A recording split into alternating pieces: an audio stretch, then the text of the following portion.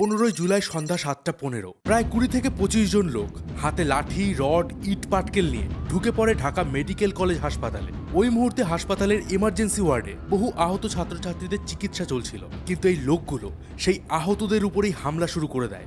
এমনকি এই ছাত্রছাত্রীদের যারা সেবা শুশ্রূষা করছিলেন তাদের উপরেও হামলা হয়। এই দৃশ্যটা শুধুমাত্র ঢাকা মেডিকেল কলেজ বা বিশ্ববিদ্যালয় নয়, এই মুহূর্তে গোটা বাংলাদেশে এই আগুন ছড়িয়ে পড়েছে।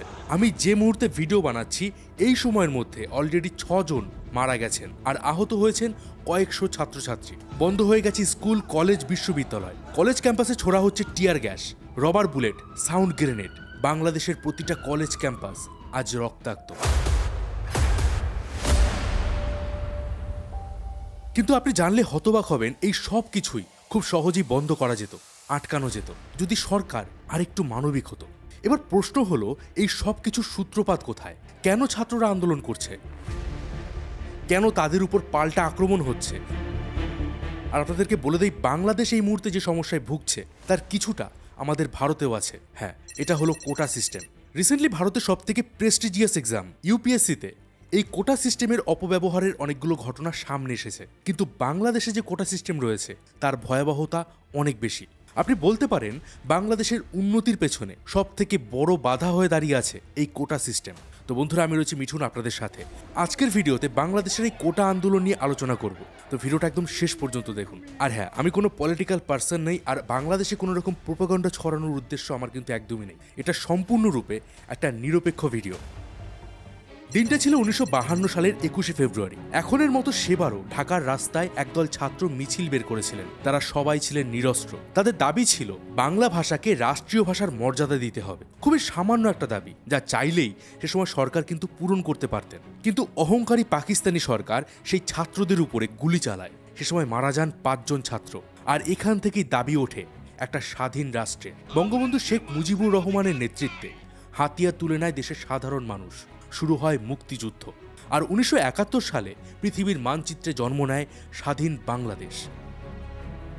যে সাধারণ মানুষেরা দেশ স্বাধীনে নিজেদের জীবন বাজি রেখেছিলেন, সেই মুক্তিযোদ্ধাদের জন্য বঙ্গবন্ধু শেখ মুজিবুর রহমান সরকারি চাকরির ক্ষেত্রে 30% কোটা বরাদ্দ করেন, যা সেই সময়ের পার্সপেক্টিভে কিন্তু একটা খুবই ভালো পদক্ষেপ ছিল। কিন্তু আজকের দিনে সারা বাংলাদেশ জুড়ে একটা ভয়াবহ পরিস্থিতি তৈরি হয়েছে, যেখানে দেশের যুব সমাজ দাবি করছে এই মুক্তিযোদ্ধাদের জন্য বরাদ্দ কোটা সরিয়ে ফেলতে হবে।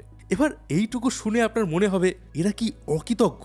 যে মুক্তিযোদ্ধারা দেশ স্বাধীন করলো, যাদের জন্য আজ বাংলাদেশ একটা স্বাধীন রাষ্ট্র, তাদের হক ছিনিয়ে নেওয়া হবে? আসলে বিষয়টা এমন নয়, একটু বুঝিয়ে বলি। 1971 সালে যে মুক্তিযোদ্ধারা লড়াই করেছিলেন, আজকের দিনে দাঁড়িয়ে কিন্তু তাদের মধ্যে অনেকেরই চাকরির বয়স নেই। তো প্রশ্ন উঠছে, এই কোটা তাহলে কিসের? দেখুন, একটু আগে আমি বলেছি যে মুক্তিযোদ্ধা যারা ছিলেন তাদের অনেকেই ছিলেন সমাজের খুবই সাধারণ মানুষ। তাদের অনেকেরই সরকারি চাকরির যোগ্যতা ছিল না, বা অনেকে পড়াশোনাও জানতেন না। তো সেক্ষেত্রে মুক্তিযোদ্ধাদের জন্য বরাদ্দ করা কোটায় চাকরি পেতেন তাদের পরিবারের কেউ বা তাদের সন্তানরা। এই পর্যন্ত ঠিকঠাক ছিল। কিন্তু 2024 সালে দেখা যাচ্ছে মুক্তিযোদ্ধা তো দূরের কথা, তাদের ছেলে মেয়েরাও নয়, বরং কোটার মাধ্যমে চাকরি করছেন তাদের নাতি নাতিরা। আর এটা নিয়ে যুব সমাজের দাবি যে কেন মুক্তিযোদ্ধাদের নাতি নাতিরা এই কোটা ভোগ করবে, কারণ তারা তো দেশ স্বাধীনের সাথে কোনোভাবেই যুক্ত নয়। আজকের দিনে দাঁড়িয়ে একজন মুক্তিযোদ্ধার নাতি নাতনি আর একজন সাধারণ যুবকের মধ্যে কি পার্থক্য? কারণ সমাজের ক্ষেত্রে তো দুজনেই সমান। আর সেই হিসাবে দেখতে গেলে এই মুক্তিযোদ্ধা কোটার মাধ্যমে সরাসরি চাকরি ক্ষেত্রে নেপোটিজম হচ্ছে। বাংলাদেশের সংবিধান নিয়ে আমি বেশ কিছু রিসার্চ করেছি। সেখানে 19 নম্বর অনুচ্ছেদে উল্লেখ আছে সুযোগের সমতা, যেখানে নাগরিকদের মধ্যে সম্পদের সুষম বন্টন করার কথা বলা আছে। এরপরে আছে অনুচ্ছেদ 28, সেখানে উল্লেখ আছে ধর্ম বা প্রভৃতি কারণে যেন কারোর সাথে ডিসক্রিমিনেশন না হয়। এবং 29 নম্বর অনুচ্ছেদে বলা আছে সরকারি চাকরিতে যাতে সবাইকে সমান অধিকার দেওয়া হয়। কিন্তু মুক্তিযোদ্ধাদের চাকরির বিষয়ে বাংলাদেশের সংবিধানে কোনো স্পেশাল অনুচ্ছেদ নেই। তবে সংবিধানে এটা উল্লেখ আছে যে সমাজে নারীদের উন্নতি বা পিছিয়ে পড়া জাতির জন্য সরকার স্পেশাল কিছু স্টেপ নিতে পারে। আর সেই মতে মুক্তিযোদ্ধা কোটা ছাড়াও বর্তমানে 10% কোটা আছে নারীদের জন্য, 10% আছে জেলা কোটা, 5% আছে নৃগোষ্ঠী কোটা বা ইন্ডিজিনিয়াস কমিউনিটির জন্য, আর 1% আছে প্রতিবন্ধী কোটা। মানে সব কোটা মিলিয়ে প্রায় 56% সিট আগে থেকেই রিজার্ভ। মানে সরকার যখনই কোনো চাকরির নোটিশ বের করুক না কেন, আগে থেকেই সেখানে 56% চাকরির সিট কোটার মাধ্যমে বুকড থাকে। আর বাকি মাত্র 44% সিট থাকে মেধা তালিকার জন্য। আর দেশের সাধারণ জনসংখ্যা হলো 17 কোটি। এবার আপনার মনে হয়তো প্রশ্ন আসবে যে বর্তমানে বাংলাদেশে মুক্তিযোদ্ধাদের সংখ্যা কত? তো বর্তমানে বাংলাদেশে মুক্তিযোদ্ধার সংখ্যা হলো 2.5 লক্ষ। অর্থাৎ আপনি যদি বাংলাদেশের মোট পপুলেশনের হিসাবে দেখেন তাহলে 1000 মানুষের মধ্যে মুক্তিযোদ্ধার সংখ্যা 1.5 জন। আর সেই হিসাবে দেখতে গেলে এই 1.5 জন মুক্তিযোদ্ধার জন্য রয়েছে 300টা সিট। এবার এই মুহূর্তে বাংলাদেশে যে আন্দোলন হচ্ছে সিমিলার আন্দোলন কিন্তু 2018 সালে হয়েছিল। বলতে পারেন এই 2024 সালের যে আন্দোলন হচ্ছে এটাই কোটা রিফর্ম মুভমেন্টের সেকেন্ড ফেজ। আর 2018 সালে সরকারের ভুলের কারণেই আজ এত মানুষের মৃত্যু হচ্ছে, এত হিংসা হচ্ছে। তো কি হয়েছিল 2018-তে? কি ভুল করেছিল সরকার? চলুন এবার সেটা দেখি। 1972 সাল থেকে চলে আসা এই কোটা সিস্টেম নিয়ে যুব সমাজের মধ্যে বহুদিন ধরেই একটা ক্ষোভ ছিল। আর 2024 সালে প্রথমবার বাংলাদেশে এই কোটা সিস্টেম নিয়ে একটা ভীষণ বড় আন্দোলন হয়েছিল। তবে আপনি জানলে অবাক হবেন, এই ছাত্ররা বা যে যুব সমাজ আন্দোলন করছে তারা কিন্তু কখনো এই সম্পূর্ণ কোটা সিস্টেমের বিরুদ্ধে আন্দোলন করেনি। মানে কেউ এটা বলেনি যে সমস্ত কোটা সরিয়ে দিতে হবে।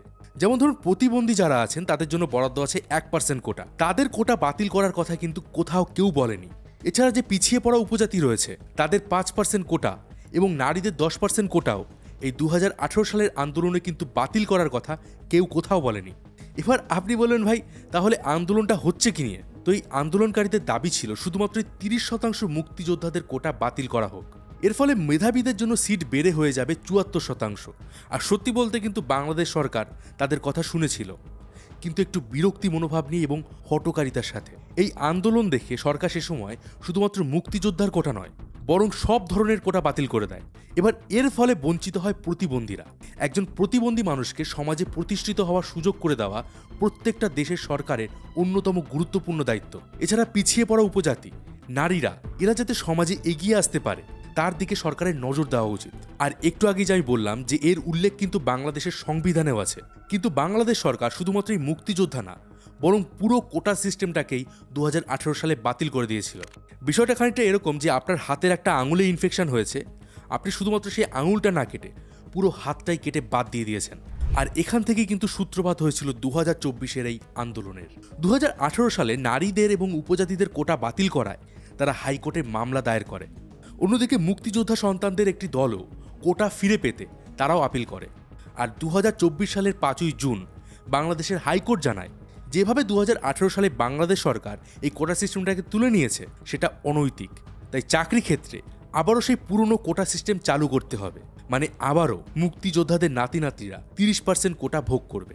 আর এই রায় সামনে আসতেই বাংলাদেশে আবারও 2018-র মতো একটা বিরাট আকারের আন্দোলন হচ্ছে। তবে এবারও কিন্তু আন্দোলনকারীদের সেম দাবি যে সম্পূর্ণ কোটা সিস্টেমকে না তুলে সেটাকে কারেকশন করা হোক। আর আজকের দিনে দাঁড়িয়েও যদি কোনো মুক্তিযোদ্ধা বা তার সন্তানের চাকরির বয়স থেকে থাকে তাহলে তাকে সুযোগ দেওয়া। আর আপনাদেরকে বলে দেই, এই মুক্তিযোদ্ধাদের ভুয়ো পরিচয়পত্র দিয়ে অনেকেই কিন্তু সরকারি চাকরি করছে। কিন্তু এই আন্দোলনকারীরা যখন শান্তিপূর্ণভাবে তাদের দাবি জানাচ্ছিল এই সময় প্রধানমন্ত্রী শেখ হাসিনার একটা বক্তব্য সামনে আসে, যেখানে তিনি কথায় কথায় এটা বলেন যে মুক্তিযোদ্ধাদের নাতিপুতিরা চাকরি না পেলে তাহলে কি রাজাকারদের নাতিপুতিরা চাকরি পাবে? দেখুন, এই কথাটা তিনি যেভাবেই বলে থাকুন না কেন তার এই একটা কথাতেই তিনি লক্ষ লক্ষ আন্দোলনকারীদের মন ভেঙে দিয়েছেন। কারণ সব আন্দোলনকারীদের ভরসা ছিল যে এবার হয়তো প্রধানমন্ত্রী তাদের কথা শুনবেন। আর এই ঘটনার পরেই আন্দোলন আরও তীব্র হয়। তারা স্লোগান দেয়, চেয়েছিলাম অধিকার, হয়ে গেলাম রাজাকার। আর আপনারা নিশ্চয়ই জানবেন যে রাজাকার হলো বাংলাদেশের একটা ঘৃণিত জাতি, যারা যুদ্ধের সময় লক্ষ লক্ষ নারীদের ধর্ষণ করেছে এবং নির্বিচারে হত্যা করেছিল বহু মানুষদের। আর এই রাজাকারদের সাথে চাকরি প্রার্থীদের তুলনা আগুনে ঘি ঢালার মতো কাজ করেছে। বলা হয় যদি তুমি একটা দেশকে ধ্বংস করতে চাও তাহলে সেই দেশের যুব সমাজকে পঙ্গু করে দাও, তাদের শিক্ষা কেড়ে নাও, তাদের আশাগুলোকেও মেরে দাও। আর এই মুহূর্তে সারা বাংলাদেশ জুড়ে এটাই হচ্ছে। আন্দোলনকারীদের আন্দোলন করার অধিকারও কেড়ে নেওয়া হচ্ছে। আর এতে যুক্ত হয়েছে ছাত্রলীগ এবং পুলিশ। ছাত্রলীগের নেতাকর্মীরা এই আন্দোলনকারীদের উপর আক্রমণ চালাচ্ছে। বহু ছাত্রছাত্রীদের তারা মারধর করছে, তাদের ফোন কেড়ে নিচ্ছে, মেয়েদের গায়ে হাত তোলা, ছাদ থেকে ছাত্রদের ফেলে দেওয়া, কোনো কিছুই বাদ যাচ্ছে না। দেখুন, বাংলাদেশ থেকে আমাকে অনেক অডিয়েন্স মেইল করেছেন, মেসেজ করেছেন, আর সেই সমস্ত ভিডিও এবং ছবিগুলো পাঠিয়েছেন। আর সত্যি বলতে সেগুলো এমন এমন সব দৃশ্য যেগুলো আমি আপনাদেরকে ইউটিউবে দেখাতে পারবো না। অন্যদিকে পুলিশও কিন্তু এই আন্দোলনকারীদের উপর রাবার বুলেট থেকে শুরু করে tear gas, sound grenade fire করছে। দেখে যেন মনে হয় 1971-এর সেই উত্তপ্ত বাংলাদেশ। আরও ভাবলে অবাক হবেন, যেখানে দেশের আর্মি আছে, র্যাব আছে, পুলিশ আছে, তারপরেও সেখানে ছাত্রলীগ নিজেরাই দায়িত্ব নিয়েছে এই সমস্ত আন্দোলন দমন করার, আর সরকারও তাদের এই কাজ নিয়ে কোনো রকম মন্তব্য করছে না। দেখুন, বাংলাদেশের স্বাধীনতায় ছাত্রলীগের ভূমিকা ভীষণই গুরুত্বপূর্ণ ছিল, কিন্তু সেই ছাত্রলীগ আজ ছাত্রদের উপরই হামলা করছে, যেটা গোটা বাংলাদেশকে স্তম্ভিত করে দিয়েছে। তবে প্রধানমন্ত্রী শেখ হাসিনা বলেছেন যে সরকার ইতিমধ্যেই সুপ্রিম কোর্টে আপিল করেছে এবং সুপ্রিম কোর্ট 7ই আগস্ট পর্যন্ত হাইকোর্টের রায়ের উপর স্টে দিয়েছে। কিন্তু এসবের পরেও এই আন্দোলন থামার বদলে ক্রমাগত বেড়ে যাচ্ছে। এবার প্রশ্ন হলো, কিভাবে এই কোটা সিস্টেম বাংলাদেশের অগ্রগতির সামনে একটা বাধা হয়ে দাঁড়িয়ে আছে? এই মুহূর্তে বাংলাদেশের জিডিপি $455 বিলিয়ন। এমন নয় যে বাংলাদেশে অনেক প্রাইভেট ইন্ডাস্ট্রি আছে। আজও বাংলাদেশের একটা হিউজ পপুলেশন চাষাবাদ করে। এবার একটা গরিব ঘরের ছেলে মেয়ের কাছে তো এত পরিমাণ টাকা নেই যে তারা ব্যবসা করবে। তারা চায় যে ভালো করে পড়াশোনা করে জীবিকার জন্য তারা চাকরি বাকরি করবে। আর প্রাইভেট কোম্পানি থেকে গভর্নমেন্ট জবে অনেক বেশি সুযোগ সুবিধা দেওয়া হয়। কিন্তু যখন এই মেধাবী ছাত্রছাত্রীরা পড়াশুনো করে চাকরি করতে যায়, তাদের সামনে আসে এই কোটা সিস্টেম। আর নিজেদের দেশে সুযোগ না পেয়ে এই মেধাবী ছাত্রছাত্রীরা চলে যান বিদেশে, আর উন্নত কোনো দেশে গিয়ে তাদের মেধাকে কাজে লাগায়। আর এতে কিন্তু দিন দিন বাংলাদেশেরই ক্ষতি হচ্ছে। সবশেষে আমি বলবো যে 2018 সালে সরকার যেভাবে হঠকারিতা করেছিল, ঠিক সেইভাবে 2024-এও তারা এই ঘটনার গুরুত্ব দেয়নি। ঘটনাকে সরকার চাইলেই কিন্তু সুষ্ঠুভাবে কথাবার্তার মাধ্যমে সমাধান করতে পারত, কিন্তু তাদের ভুল পদক্ষেপে আজ এটা একটা ন্যাশনাল ইস্যু হয়ে গেছে। রাজনীতির রং দিয়ে তারা আন্দোলনকারীদের আরও বেশি ক্ষিপ্ত করে দিয়েছে। দেখুন, হিংসা দিয়ে কিন্তু কখনো দীর্ঘস্থায়ী সমাধান হয়নি, আর হবেও না। ছাত্ররা একটি দেশের ভবিষ্যৎ, তারাই দেশকে এগিয়ে নিয়ে যাবে। তাদের রক্ত ঝরলে সেটা দেশের জন্য লজ্জা। আচ্ছা, আপনার কি মনে হয়, ছাত্রদের কি সুপ্রিম কোর্টের রায় আসা পর্যন্ত এই আন্দোলন বন্ধ রাখা উচিত, নাকি এই আন্দোলন চালিয়ে যাওয়া উচিত? আপনার মতামত কমেন্ট বক্সে অবশ্যই জানান। তথ্যগুলো ভালো লাগলে অবশ্যই লাইক করে দিন, শেয়ার করে দিন বন্ধুদের সাথে। আর আপনি আমাদের হোয়াটসঅ্যাপ চ্যানেলে জয়েন হয়ে যেতে পারেন লেটেস্ট আপডেটের জন্য। লিঙ্ক ডেসক্রিপশন বক্সে দেওয়া আছে। দেখা হবে পরের ভিডিওতে। ততদিন ভালো থাকবেন, সুস্থ থাকবেন। আর আমি ছিলাম মিঠুন আপনাদের সাথে।